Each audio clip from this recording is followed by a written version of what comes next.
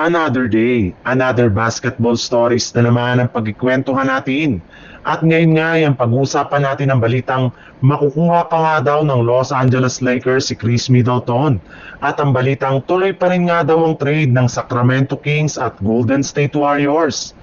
Since nga meron pang natitirang bakanting pwesto sa lineup ng Los Angeles Lakers, ay gagamitin nga nila ito para makakuha sila ng isa pang bagong player na available sa free agency market na siyang kukumpleto sa kanilang official roster next year.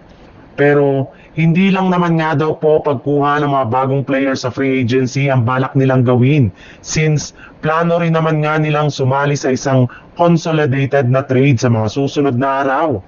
At isa nga sa mga target nilang player ngayon na makuha ay isang wing defender na merong tira sa labas katulad na lang ni Matisse Thybulle mula sa Portland Trail Blazer na kasalukuyang available ngayon sa trade market. Bukod rin nga sa pagkuha ng bagong player sa trade, ay binabantayan rin naman nga ng Lakers ang posibleng mga player na magiging available sa buyout market, kagaya na lang ni Chris Middleton at si Malcolm Brogdon, na lahat nasa Washington Wizards na balak magtanggal ngayon ng ilan sa kanilang mga players.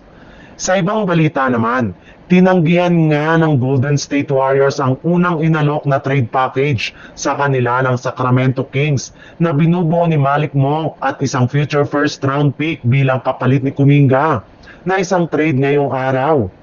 Gayong ayaw nga po nila na kumuha ng isa pang guard. Kung gagawin nga nila yan, ay mas lalo lamang lilit ang kanilang lineup next season.